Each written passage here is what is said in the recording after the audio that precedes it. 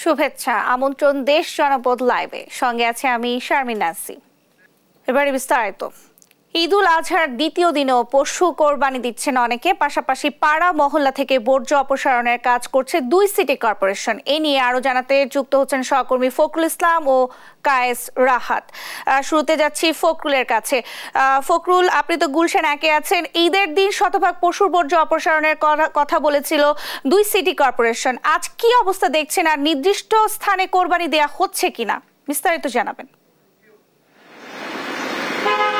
অসংখ্য ধন্যবাদ ন্যান্সি। আপনি জানেন যে মুসলমানদের সবচেয়ে বড় ধর্মীয় উৎসব ঈদুল আজহার দিন, সেদিন আসলে পশু কোরবানির মাধ্যমে আসলে এই দিনটি উদযাপন করে থাকে মুসলমানরা। এবং আপনি জানেন গতকাল 17 জুন সেদিন আসলে সারা দেশে, অর্থাৎ সারা দেশের পাশাপাশি রাজধানীতে কিন্তু কয়েক লক্ষ পশু কোরবানি হয়েছে। এবং এই পশু কোরবানির যে বর্জ্য, সেটি আসলে সকালে ঈদ জামাতের পরপরই আসলে পশু কোরবানি শুরু হয়। এবং সেই পশু কোরবানির যে বর্জ্য, কয়েক মেট্রিক টন বর্জ্য, আসলে সেগুলো কয়েক হাজার মেট্রিক টন বর্জ্য বলা চলে, সেগুলো আসলে রাজধানীর উত্তর সিটি কর্পোরেশন, আমি রয়েছি গুলশান 1 এলাকায়, এবং আমরা আসলে গুলশানের বেশ কয়েকটি এলাকা ঘুরেছি।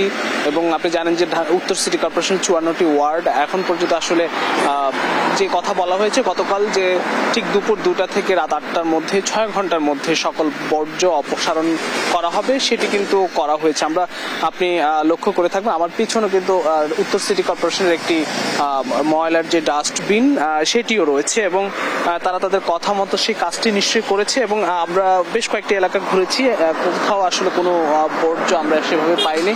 তবে আজকে দ্বিতীয় দিন, ঈদের দ্বিতীয় দিন, যারা আসলে পশু কোরবানি করছেন সেই বর্জ্যগুলো কিন্তু আজকে পরিষ্কার করা হচ্ছে। এবং গতকালের যে পরিসংখ্যান, সেটা আমি যদি একটু বলি, যে গতকাল সারাদিনই ঠিক দুপুর 2টা থেকে রাত 8টার মধ্যে 2101 ট্রিপের মাধ্যমে প্রায় 10,374 মেট্রিক টন বর্জ্য ঢাকা উত্তর সিটি কর্পোরেশন তারা অপসারণ করেছে। এবং তারা খুব সফলভাবে আসলে, যিনি মেয়র রয়েছেন আতিকুল ইসলাম ঢাকা উত্তর সিটি কর্পোরেশন, তিনি এই বর্জ্যগুলো অপসারণ করেছেন। এবং আমরা একটু ঘুরিয়েও দেখাতে চাই পুরো শহর। আসলে আমরা গুলশান এলাকায় রয়েছে, আপনি জানেন অভিজাত গুলশান এলাকার, এখানকার পরিবেশটি খুবই পরিষ্কার পরিচ্ছন্ন। এবং এই শহরটি আসলে তারা গতকালই এর পরিষ্কার পরিচ্ছন্নতার কাজগুলো কিন্তু সেরে ফেলেছেন। এবং এখন পর্যন্ত কোনো ধরনের, বিভিন্ন এলাকা প্রধান সড়কগুলোতে কোনো ধরনের বর্জ্য কিন্তু আমরা এখনো লক্ষ্য করিনি। তবে কিছু গলিতে, আপনার উত্তর সিটি কর্পোরেশন, আপনি জানেন 54টি ওয়ার্ড নিয়ে গঠিত উত্তর সিটি কর্পোরেশন, সেই 54টি ওয়ার্ডের সবগুলোর বর্জ্য, গতকালকের যে বর্জ্যগুলো রয়েছে সেগুলো অপসারণ করেছে। এবং আজকে যারা কোরবানি দিচ্ছেন সেই বর্জ্যগুলো কিন্তু শিফটিং ডিউটির মাধ্যমে আসলে সেগুলো আসলে অপসারণের কাজ ইতিমধ্যে চলছে। সকাল থেকে যারা পশু কোরবানি দিয়েছেন 54টি ওয়ার্ডের। এবং আপনাকে যদি বলি যে প্রায় 10,000-এরও বেশি পরিচ্ছন্নতা কর্মী উত্তর সিটি কর্পোরেশনে কাজ করেছে গতকাল সারাদিন। এবং এখানকার যে প্রধান বর্জ্য কর্মকর্তা রয়েছেন, তার সঙ্গে আমরা কিছুক্ষণের মধ্যে হয়তো জানবো যে আসলে এখন কি পরিমাণ বর্জ্য অপসারণের কাজ চলছে, এবং সেটি হয়তো সারাদিন নাগাদ হয়তো সবশেষ পরিসংখ্যান আমরা বলতে পারবো। তো উত্তর সিটি কর্পোরেশনের 54টি ওয়ার্ডের মধ্যে গতকালকে সব বর্জ্যই কিন্তু পরিচ্ছন্ন বা পরিষ্কার করে ফেলেছেন, সরিয়ে ফেলা হয়েছে রাজধানী থেকে। এবং আজকে যারা পশু কোরবানি করছেন বা বর্জ্য, গৃহস্থালী বর্জ্য, সেগুলো হয়তো আজকে সারাদিনই পরিচ্ছন্ন করা হবে। তবে আমরা গতবার বা অন্যান্য বারের তুলনায় যদি একটু পরিসংখ্যান বলি, যে এবারের যে বর্জ্য অপসারণের যে কাজ, সেটি খুবই সফলভাবে বলাই যায় যে তারা খুব অল্প সময়ের মধ্যে দ্রুততার সঙ্গে এবং পরিচ্ছন্নভাবে কাজটি করেছেন। এবং আজকে এবং আগামীকাল যারা আসলে পশু কোরবানি দিবে সেই বর্জ্যগুলো কিন্তু হয়তো পরিষ্কার করার কাজ চলবে। এবং রাজধানীতে বিভিন্ন কেমিক্যাল স্প্রে করা থেকে শুরু করে বর্জ্যের যে গন্ধ, উৎকট গন্ধ, সেগুলো যেন না থাকে, সেগুলো কিন্তু করা হয়েছে সিটি কর্পোরেশনের পক্ষ থেকে।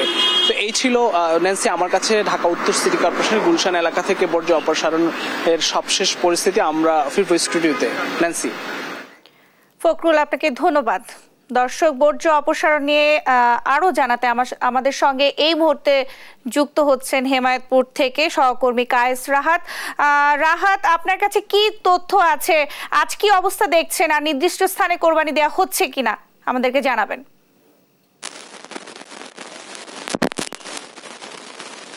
ধন্যবাদ। যেমনটি জানেন যে গতকালকে পালিত হয়ে গেল পবিত্র ঈদুল আজহা। তো পবিত্র ঈদুল আজহা যে বিষয়টি রয়েছে সেটি হচ্ছে যে একদিনে কিন্তু এই ঈদুল আজহাটি পালিত যদিও হয়, কিন্তু তারপরেও কুরবানি দেওয়ার মেয়াদ থাকে মূলত 3 দিন।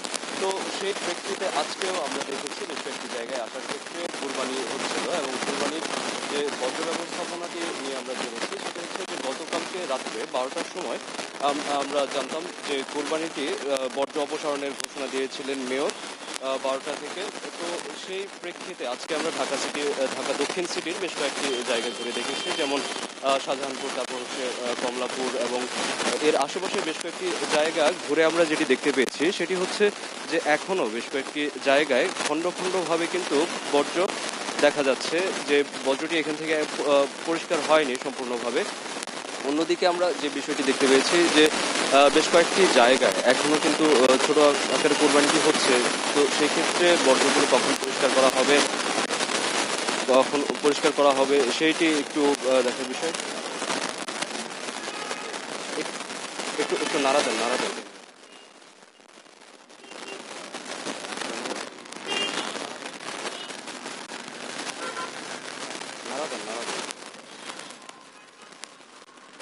তো আমরা দেখতে পাচ্ছিলাম যেমনটি যে ঢাকা দক্ষিণের বেশ কয়েকটি জায়গায় আসলে এই বর্জ্যের যে ব্যবস্থাপনা রয়েছে সেই ব্যবস্থাপনাটি সম্পূর্ণভাবে এখনো পরিষ্কার হয়নি, যদিও গতকাল রাত্রে এটি ঘোষণা করে দেওয়া হয়েছিল যে রাত 12টার মধ্যেই সেই বর্জ্যগুলো পরিষ্কার করা হয়ে যাবে, এবং ঢাকা দক্ষিণ সিটি কর্পোরেশন থেকে যে ঘোষণাটি এসেছিল যে রাত 12টার মাঝে তারা সম্পূর্ণ বর্জ্যটি বা শতভাগ বর্জ্যটি যেটি পরিষ্কার করে ফেলেছেন। কিন্তু আমরা যখন ঢাকা দক্ষিণের বেশ কয়েকটি জায়গায় এসছি তখন সেখানে দেখতে পেয়েছি যে না, রাস্তার পাশে এখনো বেশ কিছু বর্জ্য আসলে জমে রয়েছে এবং এগুলো এখনো পরিষ্কার করা হয়নি। অন্যদিকে হাটের যে বিষয়টি রয়েছে সেই হাটগুলোর ব্যাপারে ঢাকা দক্ষিণ থেকে যেটি বলা হয়েছে যে 11টি হাটের মাঝে 6টি হাট তারা ইতিমধ্যে পরিষ্কার করে ফেলেছেন, এবং অন্যান্য যে হাটগুলো রয়েছেন সেগুলো তারা পরিষ্কার করবেন। এবং এর পাশাপাশি যেহেতু ঈদুল আজহা মোটামুটি ইসলামিক বিধান অনুযায়ী 3 দিন চলে, তো সেই ক্ষেত্রে এখনো কিন্তু কোরবানি করে যাচ্ছেন, অনেকেই রাস্তার পাশে কোরবানি দিচ্ছেন, যেটি আসলে না করা হয়েছিল যেন রাস্তার পাশে কোরবানিটি দেয়া না হয়। কিন্তু সেইটিও আমরা দেখতে পাচ্ছি যে রাস্তার পাশে আজকেও বেশ কয়েকটি জায়গায় কোরবানি হয়েছে, এবং এই বর্জ্যগুলো অপসারণ হয়তো বা কিছুক্ষণ পরে আজকে করবে। এবং অন্যান্য যে জায়গাগুলোতে আমরা দেখতে পেয়েছি সেগুলো হচ্ছে যে রাস্তার পাশে এই বর্জ্যগুলোকে ফেলে রাখা হয়েছে অগোছালোভাবে। তো এই ছিল ঢাকা দক্ষিণ থেকে আমার কাছে সর্বশেষ। ঈদুল আজহার দ্বিতীয় দিনেও চলছে চামড়া সংগ্রহের কাজ। লবণ, রাসায়নিক দ্রব্য মিশিয়ে চামড়া সংরক্ষণ করছেন মৌসুমী ব্যবসায়ীরা। এই বিষয়ে বিস্তারিত জানাতে ময়মনসিংহ থেকে আমাদের সঙ্গে যুক্ত হচ্ছেন ইলিয়াস আহমেদ। ইলিয়াস, কেমন চলছে চামড়া সংগ্রহের কাজ, আর সরকারের বেঁধে দেওয়া দামে কি বেচাকেনা হচ্ছে কিনা বিস্তারিত জানাবেন।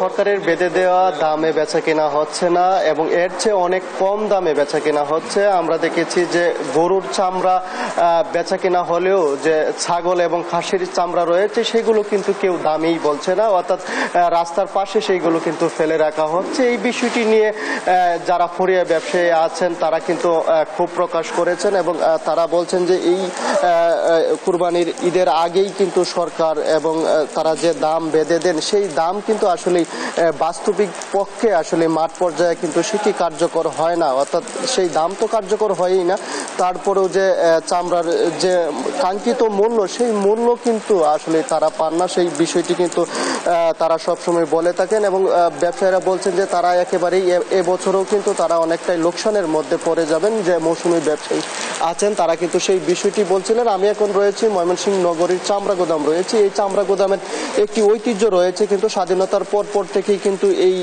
চামড়া গোদামে কিন্তু মৌসুমী ব্যবসায়ী যারা আছেন, অর্থাৎ শত শত ব্যবসায়ী কিন্তু এইখানে ময়মনসিংহ জেলার বিভিন্ন জায়গা থেকে চামড়া সংগ্রহ করে তারা কিন্তু এখানে প্রস্তুতকরণের কাজ, সেই প্রস্তুতকরণের কাজ কিন্তু তারা করে থাকেন। যদিও আজকে সকাল থেকে কিন্তু অনেকটাই বৃষ্টি হচ্ছে এবং দেখেছি যে চামড়ায় লবণের পরিমাণ কিন্তু বৃষ্টির কারণে বেড়ে গেছে, অর্থাৎ খরচও কিন্তু বেড়ে গেছে, শ্রমিকও কিন্তু সংকট রয়েছে। অর্থাৎ যারা চামড়া প্রস্তুতকরণের কাজে নিয়োজিত আছেন শ্রমিক, তারা কিন্তু বলছেন যে তারাও যে তাদের মজুরি খুব একটা যে বেড়েছে তাও কিন্তু না, তাও তারা প্রতি বছর এই কাজটি করে থাকেন, সেই জন্য কিন্তু এবছরও তারা এই কাজ করছেন। অর্থাৎ তারা প্রতি চামড়ায় 60 থেকে 65 টাকা করে প্রসেসিং করার জন্য নেন। একজন শ্রমিক কিন্তু 60 থেকে 70টি চামড়া প্রসেসিং করতে পারেন দিনে। অর্থাৎ মৌসুমী ব্যবসায়ীরা বলছেন যে এবছর যদি সরকার যদি তারা যে দামে চামড়া কিনেছেন, অর্থাৎ তাদের প্রত্যেকটা চামড়াতে খরচ হয়েছে 800 থেকে 1000 টাকা পর্যন্ত তাদের প্রস্তুত করতে কিন্তু খরচ হয়েছে, এবং এই চামড়া বাজারে নিয়ে যদি তারা 1400-1500 টাকা বিক্রি না করতে পারেন তাহলে তাদের যে লোকসান সেটি কিন্তু অন্যান্য বছরে নেই, এবছরও কিন্তু সেটি হবে। আমরা একটু যুক্ত হব, একজন মৌসুমী ব্যবসায়ী রয়েছেন যিনি প্রতি বছরে কিন্তু বেশ চামড়া ক্রয় করে থাকেন। এবছরও কিন্তু তিনি অনেক চামড়া কিন্তু ক্রয় করেছেন। আমরা একটু জানতে চাই এবছর যে আসলে আপনারা চামড়া ক্রয় করেছেন, এবছর লোকসান হবে না লাভের প্রত্যাশা আছে আপনার? জি, ধন্যবাদ ইলিয়াস ভাই, ধন্যবাদ দেশ টিভিকে। আপনারা সবসময় আমাদের এই চামড়া গুদামের এই চামড়া ব্যবসায়ীদের কিনে ব্যবসায়ী করেন, আমাদের তুলে ধরেন আমাদের এই ক্ষুদ্র ব্যবসায়ীদেরকে। তো আমাদের আসলে কি বলবো, আমাদের সবসময় লস গুনতে হয়। তা আমরা এবার কিছু আশাবাদী ছিলাম যে আমরা ওই যেহেতু সরকারের নির্ধারিত একটি ভালো একটা মূল্যায়নের দাম নির্ধারিত করেছিল, কিন্তু সেটাও এখন আমাদের ব্যস্ত গিয়েছে, আমাদের এখন লসের দিকে আমরা এগোচ্ছি। এই যে দেখেন প্রতিটা চামড়া আমরা ওই প্রায় 700-র মতো 750 করে আমরা কিনা হয়েছে আমাদের যারা এখানে। তো এখন লবণের দামটা কিন্তু বেড়ে গেছে, আপনার আগে ছিল 1100, এখন প্রায় 1200-র মতো হয়ে গেছে। তো আমাদের এই কর্মচারী বা এইগুলাও কিন্তু আমাদের এখন খুবই সংকট।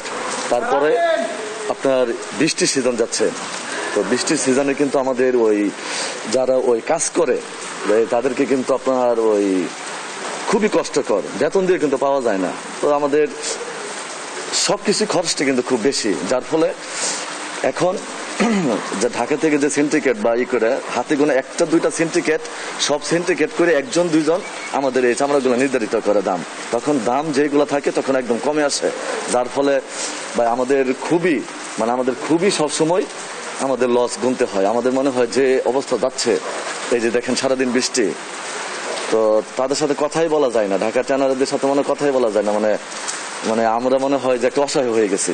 তো এই অবস্থায় মনে করেন আছে আমরা যায়।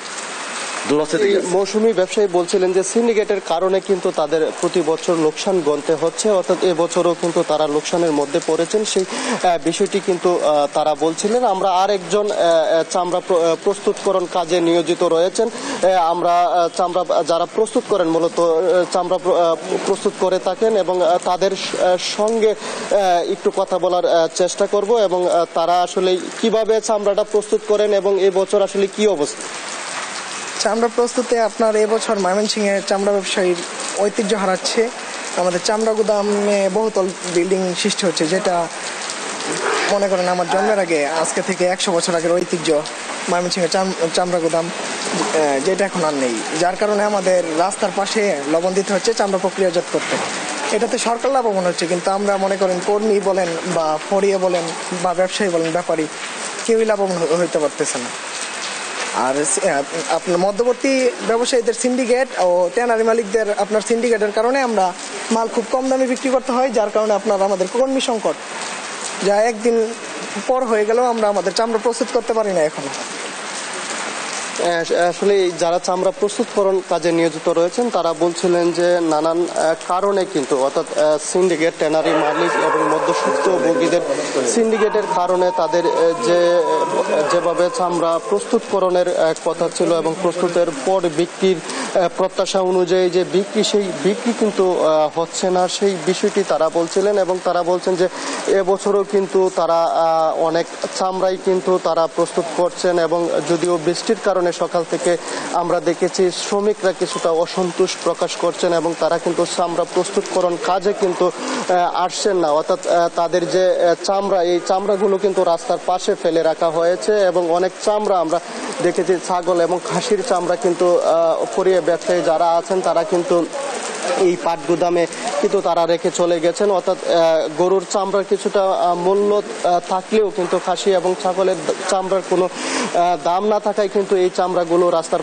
পাশে ফেলে রাখা হয়েছে। এবং মৌসুমি ব্যবসায়ী যারা আছেন তারাও বলছেন যে সিটি কর্পোরেশন থেকে পরিচ্ছন্ন কর্মীরা আসলে তারা কিন্তু এই চামড়াগুলো তাদের কাছে দিয়ে দিবেন, এবং সেইভাবে কিন্তু তারা তাদের যে রাস্তা, সেই রাস্তাটুকু কিন্তু পরিষ্কার করবেন। সেই বিষয়টি পরিয়ে ব্যবসায়ী যারা আছেন তারা কিন্তু বলছিলেন। অর্থাৎ বিশেষ করে মৌসুমি ব্যবসায়ী যারা রয়েছেন তারা বলছেন যে তাদের ঐতিহ্য ধরে রাখার জন্য কিন্তু প্রতি বছর তারা এই ব্যবসার সঙ্গে জড়িত থাকেন এবং তারা চেষ্টা করেন যে চামড়া কেনার জন্য। আমরা দেখেছি এবছরও প্রায় ১/২ শতাধিক ব্যবসায়ী পাট গুদামের তারা কিন্তু জেলার বিভিন্ন জায়গা থেকে পরিয়া ব্যবসায়ীদের কাছ থেকে চামড়া সংগ্রহ করেছেন, এবং প্রত্যেকটি চামড়া দেখেছি আমরা 400 থেকে 800 টাকা পর্যন্ত তারা কিন্তু চামড়া ক্রয় করেছেন। এবং সেই চামড়া ক্রয় করার পর তারা কিন্তু লবণ দিয়ে সেইগুলো প্রস্তুত করছেন, এবং রাসায়নিক দ্রব্য দিয়েও কিন্তু তারা চামড়া প্রস্তুতকরণের কাজে তারা নিয়োজিত রয়েছেন। অর্থাৎ এবছর লবণের দামও কিন্তু অনেকটা বৃদ্ধি পেয়েছে। অর্থাৎ প্রতি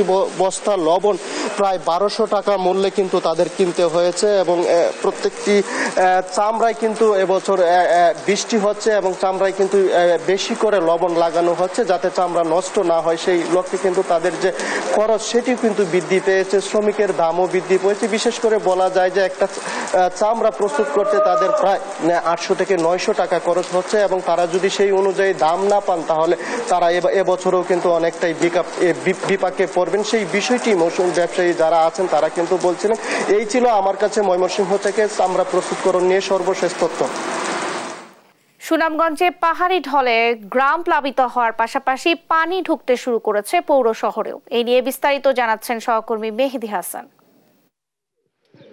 দেখুন, সুনামগঞ্জে গত 48 ঘন্টা ব্যাপক বৃষ্টিপাত হয়েছে, এবং ভারতের যে মেঘালয়ের চেরাপুঞ্জিতে সেখানেও ব্যাপক বৃষ্টিপাত হয়েছে। গত 24 ঘন্টায় আবহাওয়া অধিদপ্তর জানিয়েছে সেখানে 395 মিলিমিটার বৃষ্টিপাত হয়েছে, এবং পানি উন্নয়ন বোর্ড জানিয়েছে সুনামগঞ্জে 68 মিলিমিটার বৃষ্টিপাত হয়েছে, যা আসলে ব্যাপক, যার কারণে আসলে এই সুনামগঞ্জে নদী থেকে পানি প্রবেশ করছে। আপনি দেখতে পাচ্ছেন আমি এই মুহূর্তে আছি সুনামগঞ্জের উত্তর আর পিন্নগর এলাকা। এই এলাকাটি আসলে পানিতে তলিয়ে গেছে। আপনি দেখতে পাচ্ছেন সড়কে কোমর পানি। মানুষের আসলে অনেক দুর্ভোগ সৃষ্টি হয়েছে, এবং মানুষজন আসলে মনে করছেন যে 2022 সালের জুন মাসে ভয়াবহ একটি বন্যার সম্মুখীন সুনামগঞ্জ তথা সিলেট বিভাগ হয়, যেখানে পুরো সিলেট বিভাগে পানির নিচে তলিয়ে যায়, এবং প্রায় সুনামগঞ্জের প্রায় 25 লাখ মানুষ এই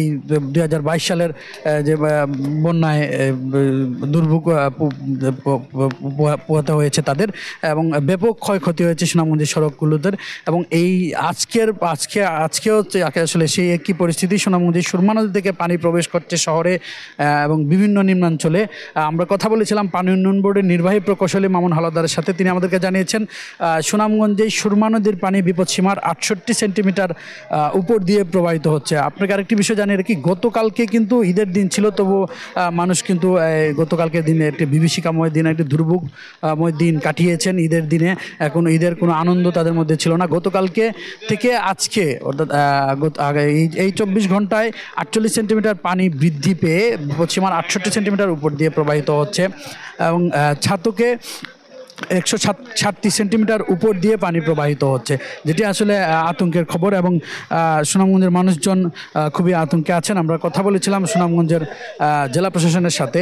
তারা আমাদেরকে জানিয়েছেন যে তারা সকল ধরনের প্রস্তুতি রেখেছেন, যে কোনো ধরনের দুর্যোগ তারা মোকাবেলা করতে পারবেন, এবং তারা আশ্রয় কেন্দ্র খুলে রাখা হয়েছে বলে জানিয়েছেন।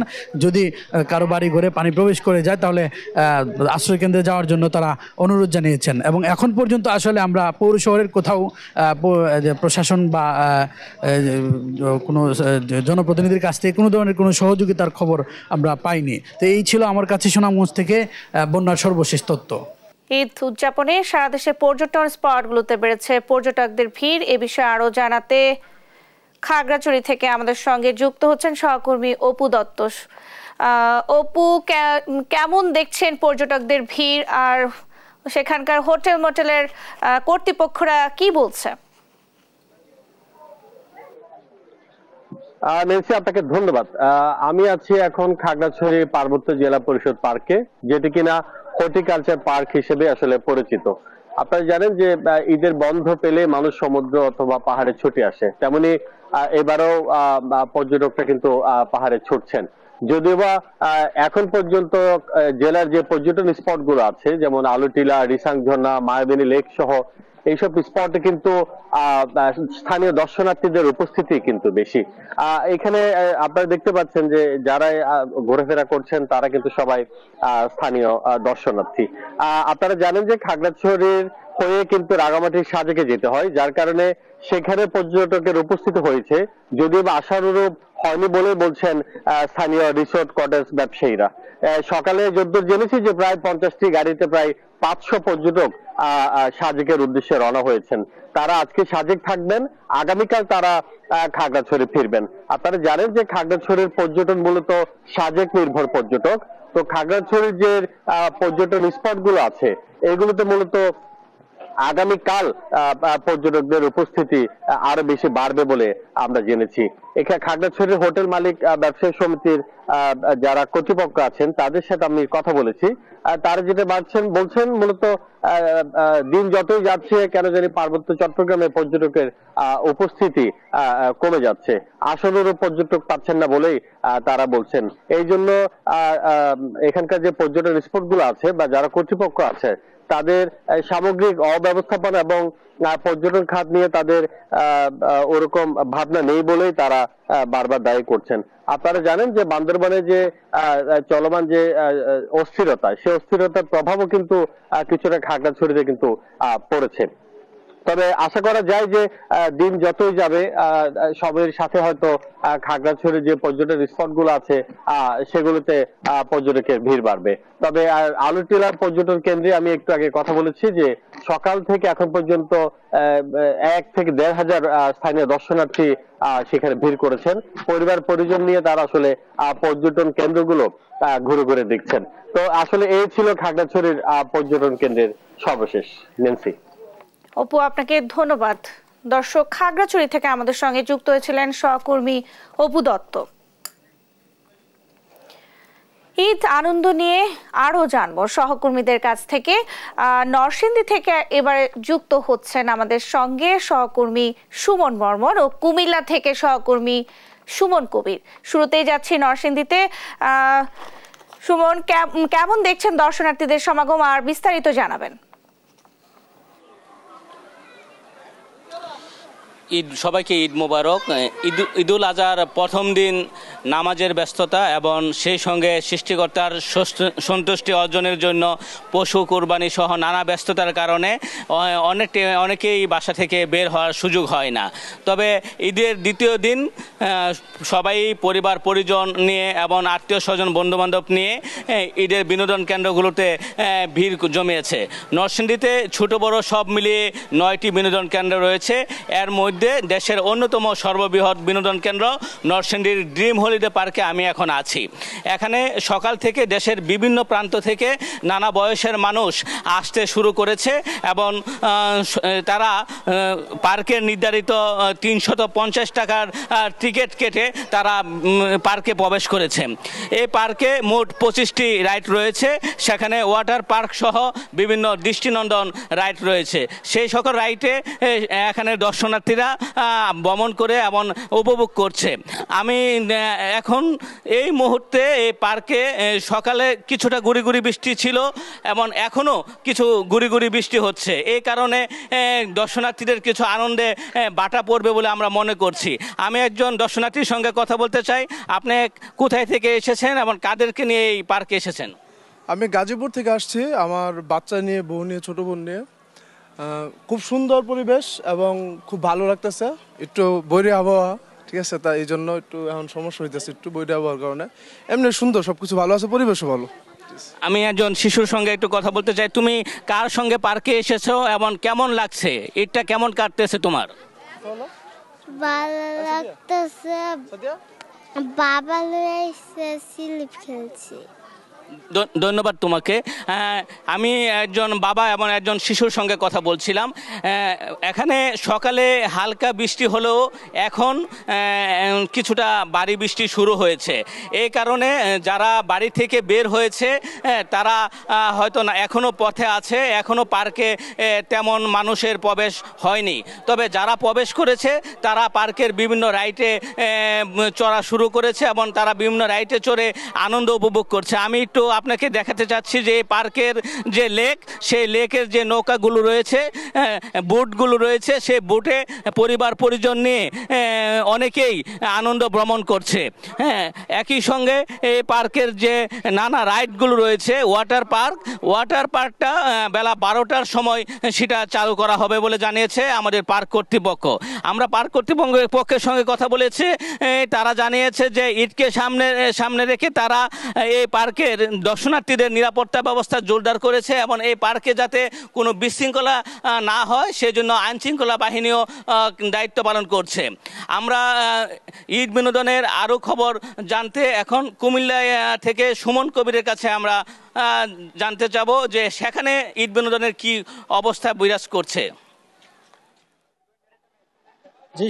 জি সুমন বাবন, আপনাকে ঈদ মুবারক। আপনি যেটা বলছিলেন গতকালকে আসলে সকল কোরবানির ব্যস্ততার কারণে আসলে কেউ বেরোতে পারেনি পরিবার পরিজন নিয়ে, তবে আজকে সকলে বের হচ্ছে, সেটা আমরা দেখতে পাচ্ছেন কুমিল্লা ম্যাজিক প্যারাডাইজ। আমি দেখতে পাচ্ছি আসলে ঈদ বিনোদন জমে উঠেছে কুমিল্লার ডিস্ট্রিক্টগুলোতে। তবে একটা জানি কুমিল্লা প্রায় 15 থেকে 17টা ঈদ বিনোদন কেন্দ্র রয়েছে। সেই ঈদ বিনোদন কেন্দ্র আমি দেখেছি সকলে 25% থেকে 50% মধ্যে ডিসকাউন্ট দিচ্ছে কুমিল্লা ঈদ উদযাপন করার জন্য। যারা যারা আসছেন সকলকে যারা এখানে কর্তব্যরত দায়িত্ব রয়েছে তারা আসলে তাদেরকে বিভিন্ন সুযোগ সুবিধা দিচ্ছে এবং তারা বলছেন যে নিরাপত্তা রয়েছে। এবং আমি দেখেছি এখানে প্রায় চিটাং থেকে এবং নোয়াখালী, নাঙ্গলকোট, বামনবাড়িয়া হতে শুরু করে ঢাকা থেকে অনেক দর্শনার্থী এসেছে কুমিল্লার এই বিনোদন কেন্দ্রগুলোতে।